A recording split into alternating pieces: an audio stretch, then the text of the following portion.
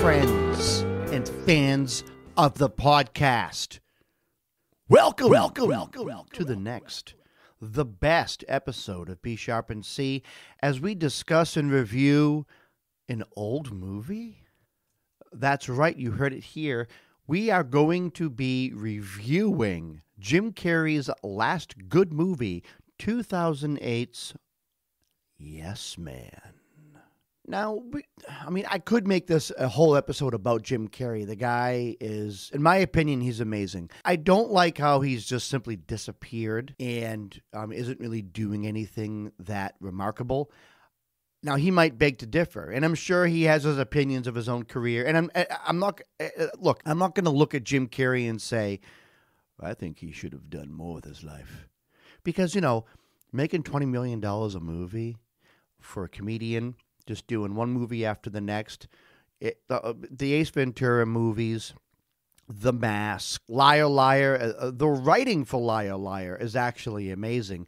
And Jim Carrey, to me, is Hollywood getting it right. This actor was very, very dynamic, could have done a ton of stuff, and the writing was perfect. The idea behind Liar Liar is ingenious. And that's kind of why I've gone full circle and now I'm looking at this movie, Yes Man, and it's like, It's actually kind of what I want Hollywood to do with actor Chris Pratt. They've taken him out of Parks and Recreation and turned him into something that is not what made him famous. Jim Carrey was taken out of In Living Color, and his talents and the things that got him recognition were perfected. And the writing was made for Jim Carrey. That's not what's happening with Chris Pratt, and it's bothering the heck out of me. Write stuff for him that kind of touches on what got him recognized in the first place, which was his role in Parks and Rec. The transformation is just not good. But Yes Man, to me, is a perfect movie for Jim Carrey. Now, why do we need to review this movie? It's been out for 13 years. All movies deserve a review after some time of being passed through the filter of humanity, after a time of becoming absorbed by culture, especially American culture, which is so fickle when it comes to entertainment. How the heck did Sharknado become popular? No one knew it was going to be popular. They interviewed the star of the movie Sharknado. I forget his name, and I ain't going to look it up. And he was like, how did this movie become so popular? When we were filming it, no one really, this is a B movie. How the heck did, usually, people are like, well, we kind of had an idea this would strike a chord with the public. It was our intention all along. But he was sitting there being interviewed, and he's like, what in the heck? This is the weirdest thing. We were like laughing on the movie set. This movie is stupid, but yet everyone loves it. So I don't know. But yeah, Sharknado, why was that popular? I watched it with my wife. The best part of the movie is actually there's a scene in the end where he gets thrown into the shark, but yet he's holding a chainsaw, and he just chainsaws his way right out of it. I could watch that scene over and over again. That's all that could be a 30-second GIF on TikTok or whatever, and that's all I need to see. But anyways, movies, after getting passed through the filter of American or just really any Western filter, I should change that, because American movies, and let's just face it, 90% of the movies that I'll be talking about or reviewing, or more than 90%, they're going to be movies that are made in the United States using the American budget, mostly using American actors or people who speak English. It's just kind of the way the entertainment industry is right now. Every now and then, a foreign movie, a movie that has subtitles, a movie that might even be dubbed. Every now and then, a movie like that makes it into the American mainstream and strikes a chord with people, but it's very rare. It's very rare. So most of the movies we'll be doing will be American-made movies out of Hollywood, which lack story. Most movies made in the United States lack story. Why tell a story if you can spend $40 million and blow up a Boeing 747? That's better, isn't it? Well, some people think so. But if you've ever heard of the term cult classic, like the movie Better Off Dead or the movie UHF, you would understand. And I think you do. I think the viewers, the listeners understand that a movie can get released, go into the movie theater, and then get cut out to DVD or whatever, and never really strike a chord with people. And then 2 years later, it does. A lot of movies do that. Tons of movies do that. And there's a number of reasons why they just don't strike a chord with the viewer when they come out, but then a few years go by and the movie all of a sudden is adored and revered and talked about by every movie buff that ever existed. This can happen with music. What a Wonderful World by Louis Armstrong. Decades after he wrote that song and released it, the song became popular and reached pretty high on the charts. So the guy wasn't even alive when it happened. It happens with movies. Blade Runner, Shawshank Redemption, Fight Club, countless others. They just weren't popular at all in the movie theater.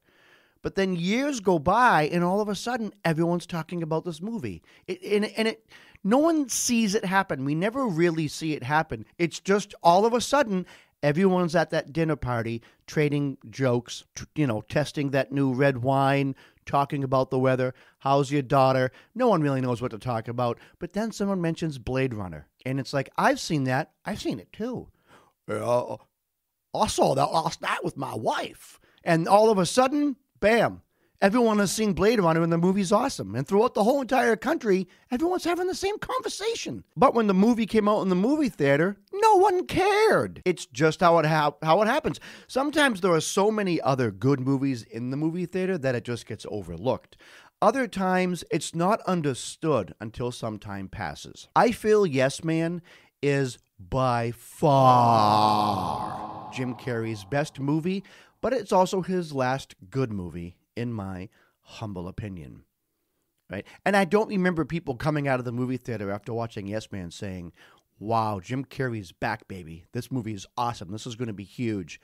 Maybe that happened. I don't know. But let's talk about this movie. It's got a nice cast. It's got Jim Carrey as Carl, a banker, Bradley Cooper, his best friend, Peter, Zooey Deschanel as Allison, she's the love interest, Danny Matterson as Rooney, another friend, Reese Darby as Norman, his boss, and oh my God, to me, he's like the secret star of the movie. Terrence Stamp as, guess who? Terrence, a guy who runs a seminar on always saying yes to opportunities as they present themselves. And John Michael Higgins, his old buddy from high school who introduces him to the Yes seminar. He is Nick Lane in the movie. IMDb gave this movie a rating of 6.8. I promise to do better than this. So let's jump right into being ashamed. We are going to take a look at this movie on the ashamed scale. Acceptability, story, humor, action, music, entertainment value, and drama/dialogue.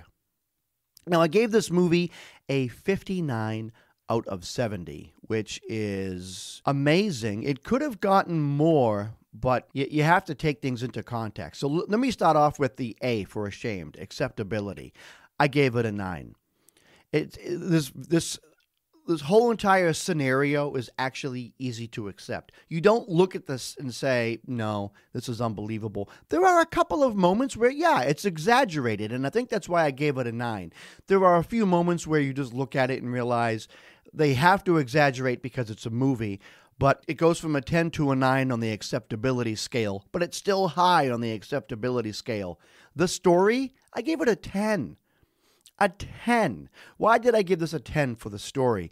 Because it's just amazing. It's about a guy who's depressed. He's losing his friends. His life is falling apart because he says no to everything. He won't answer your phone call. He won't go to your party. He just wants to say no to everything. He wants to be left alone in his little bubble. He goes to a seminar, and the guy at the seminar says, you have to say yes to everything. And he leaves the seminar literally saying yes to absolutely every opportunity that comes his way Doesn't matter what it is. That can definitely lead for a funny story. Humor, again, I gave it a 10. Why did I do that? Because it's funny in all the right places. It tells a good story, almost like a life lesson, but the humor is not over the top. There's a lot of humor, down to Jim Carrey's facial expressions, down to the supporting cast. Rhys Darby as Norman, Jim Carrey's boss, is awesome. Bradley Cooper is just great. Even though he's not really funny himself, he facilitates the humor in the movie. So I think that that's really amazing. John Michael Higgins, Nick Lane, Carl's friend that introduces him to the seminar, is absolutely perfect in his role. It's just, he plays it perfectly. It's really, really nice. It's not overdone. It's not underdone. It's just perfect. Acceptability 9, story 10, humor 10.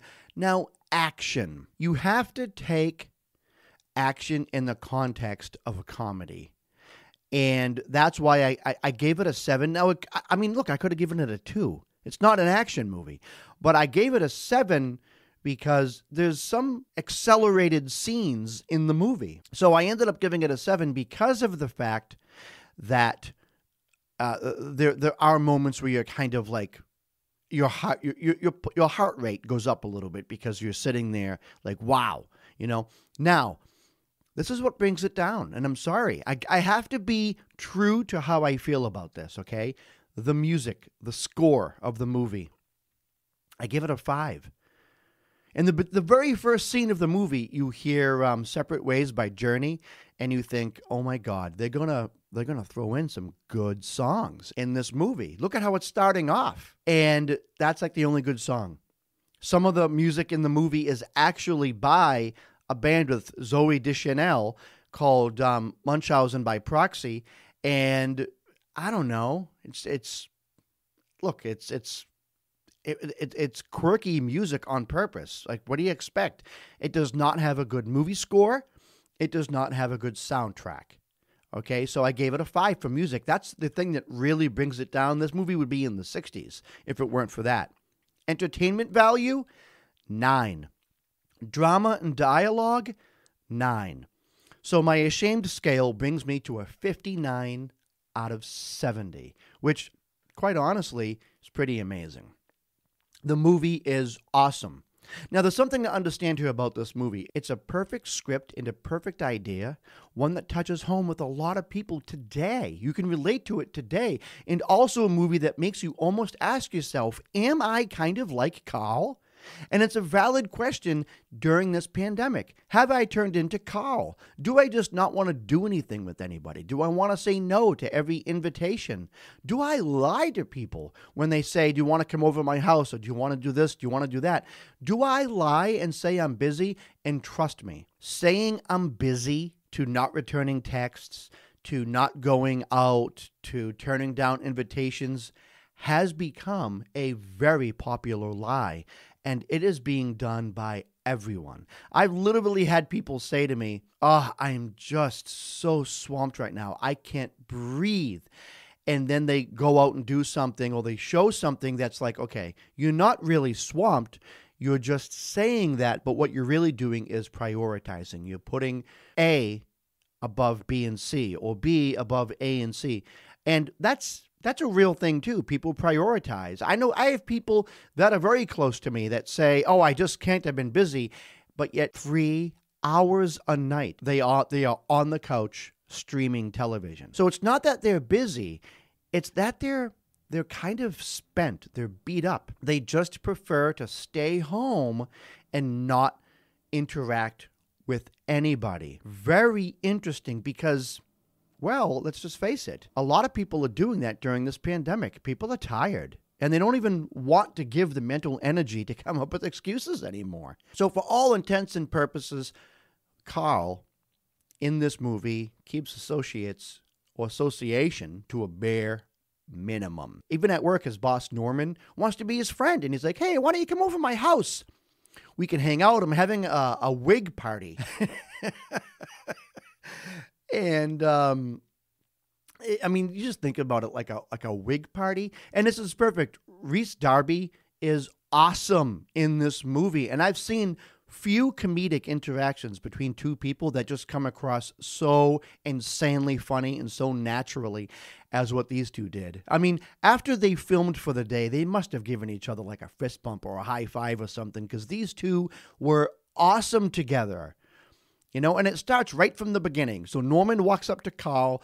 It's the beginning scene is over, but now Carl's at work and they're showing his work life. He's so like sarcastic and kind of mean to his boss, Norm. And Norman comes over and invites him to a wig party. And Carl was like, well, I'm out of town. And Norman's like, well, why didn't you say what day it was? And Carl was like, oh, what day is it? And as Norman is saying Friday, Carl at the same time is like, can't go, I'm busy. And Norman was like, oh, it seemed like you were kind of committed to saying no matter what I was going to say. You said you were busy at the same time. And Carl was like, no, I don't think so. And it's just the dynamic, the way it's filmed and the way it's interpreted is precious. I can watch that scene over and over again. The writing is amazing, but the execution is amazinger. All right, so now Carl, he's just committed to saying no to everything. No, no, I'm not doing this. I know. And his friends call him. His friend is calling him on the phone, and he looks at his phone, and he's like, my God, no. What the heck is wrong with you? I'm busy or I don't want to answer. He's getting upset because he doesn't want to answer his phone, right? Well, one day he's sitting outside the bank and his old friend Nick Lane comes up to him. And this is played masterfully by John Michael Higgins. Nick bumps into him and he's like, hey, what's up, man? How you doing? I climbed Mount Kilimanjaro. I've been traveling around the world. I'm living my life, man. I even shot a cow with a bazooka. I'm not proud of that last one, but I did it. So here's Nick, and he's like, I'm living my life. And it's because I'm a yes man. And he pulls out this flyer and shows it to Carl. And Carl's kind of like, okay, Carl doesn't even want to be seen accepting this flyer from this guy, Nick. Like, what the heck are you trying to sell me? Really, the whole scene is really well done. And then Nick is like, I bet you that you won't throw this rock through the bank window right there. And Carl's like, no. And Nick's like, well, ask me if I want to do it. And Carl asks him, do you want to throw the rock through that window? And he throws the rock through the window and then gets chased away by security. And he's like, live your life, Carl. Come to the seminar. Just a riot. A riot. So this is kind of like the Jim Carrey I grew up watching in the 90s on In Living Color and on his first movies. Everything is perfect. His facial expressions, the amazing attention to detail that he gives in everything he does. Every movement, every facial expression, every inflection in his words, everything he does, he's basically saying, how can this make the viewer laugh? That's what got him famous. And he does that in this movie. But it's not overdone. It's not Ace Ventura. Ace Ventura to me was very overdone. And I mean, it works, but none of that is believable. This here is the same actor trying to basically say, okay, there are people like this who they're depressed because their wife leaves them. And he needs to find some excitement in his life, but he doesn't want to. He just really wants to kind of rot away. And he understands that there are people like that. So he does this transformation that's just really amazing. It's uncanny, the attention to detail that Jim Carrey can give a facial expression when he wants to. Now he goes to the seminar, and his friend Nick sits next to him, and now comes in Terrence Stamp, in what appears to be a very fun scene to the film. And when I say a very fun scene, I mean this must have been a blast for everyone involved in the filming of the scene. Terrence is running this seminar, say yes to everything, and it comes out with this bombastic introduction. Say yes 1,000,000 times. Say yes another 1,000,000 times. And the word you would have said 2,000,000 times is, and everyone yells yes, and Carl's shaking in his boots. But attention is brought on to Carl. Nick says, this guy's new. So Terrence, the leader, runs down the aisle and sits down in front of Carl and gives him a pep talk in front of 1,000 people and convinces him he needs to leave that seminar saying yes to everything. Now, just stopping right here for a second, Hulk Hogan could have played the part of Carl, and this movie would have been good. And I say that because Hulk Hogan is a horrible actor, but the writing to the movie was very good. The writing to the movie was perfect. You could have had 6 or 7 people who don't even know how to act play all of these parts, and the movie would have been really interesting to watch. But no, you had Jim Carrey, Bradley Cooper, Zooey Deschanel, Danny Madison, Rhys Darby, Terrence Stamp, John Michael Higgins playing these parts. That is a recipe for a really good movie. Now, once Jim Carrey steps foot outside of the seminar, the movie it picks up speed in a big way. He's approached by a homeless man who asks for a ride, and then in the process asks to use Carl's phone, and Nick's outside the window like, yes, say yes. And then at one point he asks Carl for all the money in his wallet, and the writing is so good. Writing like this needs to come back to Hollywood. I'm sorry, we've seen enough CGI explosions. We can handle the good writing. We can handle the good writing, especially if it's accompanied by good acting. I think Hollywood needs to ease off the brakes with the explosions and CGI nonsense.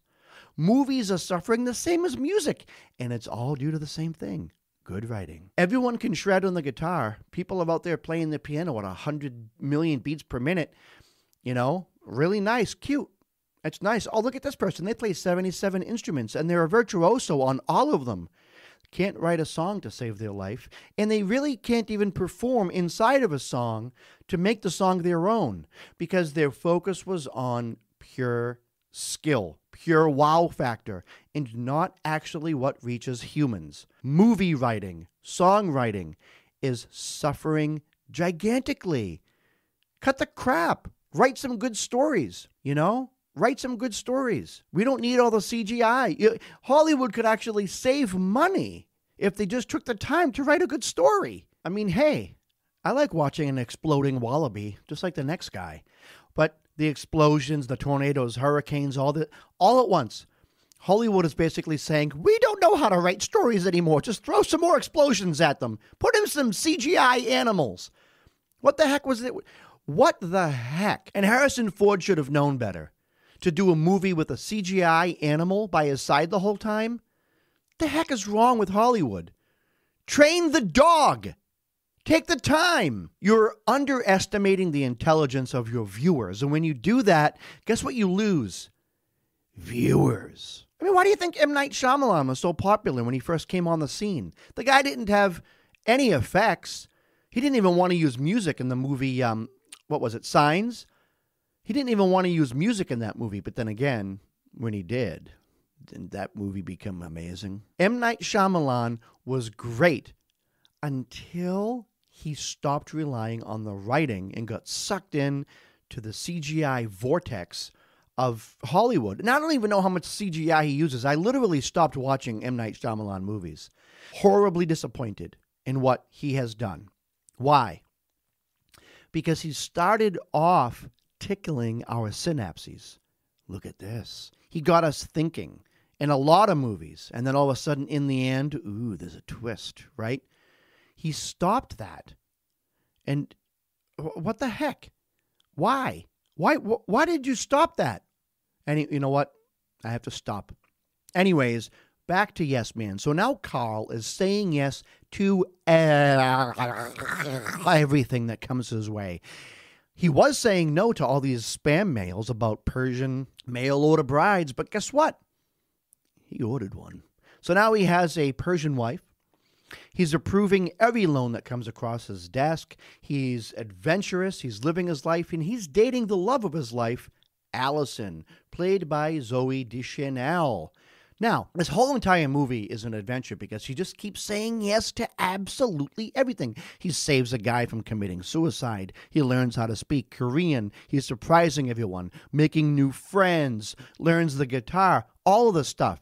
But we kind of need to leave the safe zone right now just to get into the rest of the movie. This is not a complete and total spoiler, okay? So I'm going to call it the almost spoiler zone.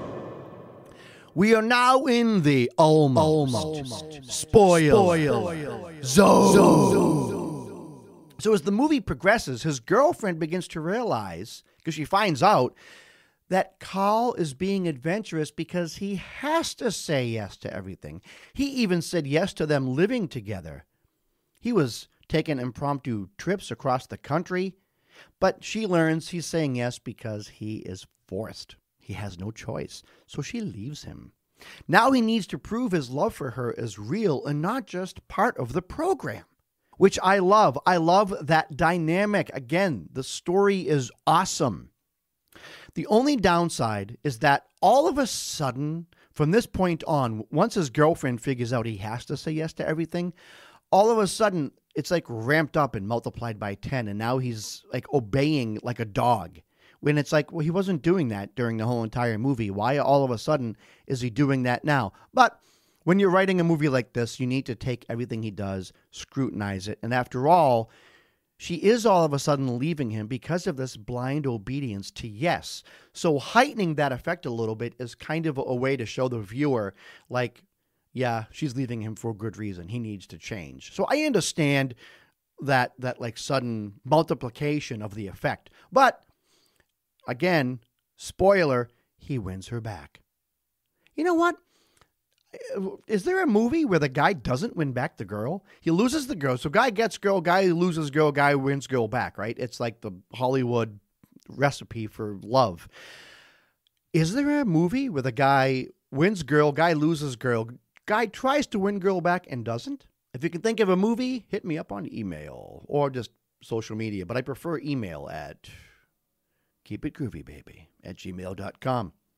Anywho, we find out that saying yes to everything was actually a metaphor. He goes back and visits Terrence. It was actually a metaphor and was not to be taken literally. Oh my God.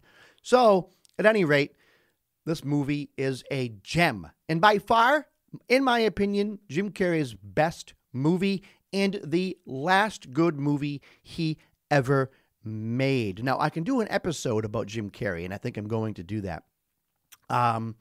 But why do I think that this was Jim Carrey's last movie ever made or last good movie ever made? I just do. I really thought that in the beginning, this guy was amazing. I mean, he did amazing things throughout his life. But after Yes Man, I Love You, Philip Morris, A Christmas Carol, Presidential Reunion, he did an interview on The Office, Mr. Popper's Penguins. He was in an episode of 30 Rock. Anchorman 2, The Legend Continues. Dumb and Dumber 2. I don't know. Sonic the Hedgehog is in post-production. I don't know. Maybe. In 2008, Yes Man, to me, was Jim Carrey's last good movie, especially when you compare it to everything he did before that. Bruce Almighty, The Majestic, Me, Myself, and Irene, The Truman Show, Liar, Liar, The Cable Guy, Batman Forever. I didn't like that. Dumb and Dumber, though, was great. The Mask. I don't know. And, of course, you have the Ace Ventura movies. It's kind of, you can sit here and criticize anybody. The man was on top of the world for the longest time and, has gone full circle about, introspectively about who he is as a person and as an artist as well. So you have to give, I think you have to give these artists credit because they're experiencing things.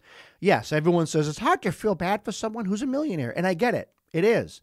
But at the same time, the experiences they end up going through, being like on top of the world like that is actually not a bed of roses like some people think it is. And that's why a lot of people end up, I guess, going full circle and coming out looking a little bit weirder than when they went in. But that's a story for another day. At any rate, see Yes Man. It's not a new movie, but older movies deserve to be reviewed again after they go through the filter of humanity and time, baby. This is your host, Arty Astor, saying a bad workman always blames his fools, and a chain is only as strong as its weakest link. Thank you very much for listening to the podcast today. Until next time, keep it groovy.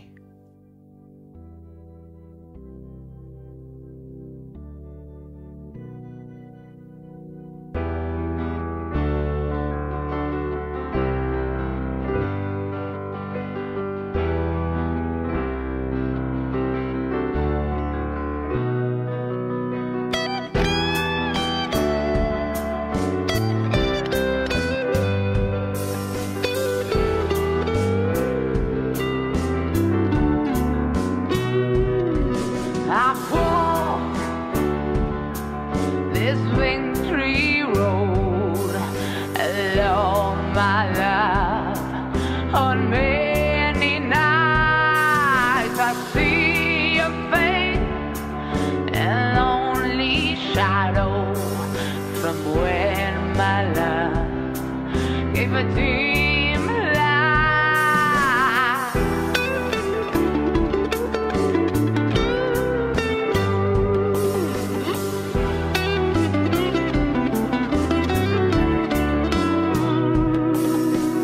Now's the time for us to go, but there ain't no signs out on the road. You're the one who is taking me from the road,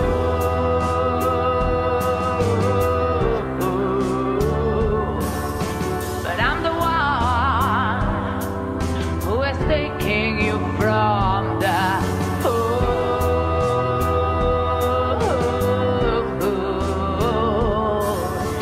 and I say to you, come back to this swing tree road. Come back to this swing tree road. Come back to this swing tree road. Come back to this swing tree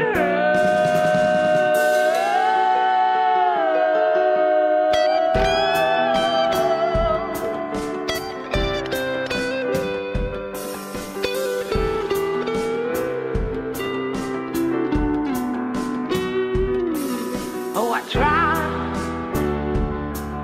to tell myself it's not the right thing for me to walk, but the deafening sound of this dismal silence brings back the days of a winter's house. You're the one who is taking me from the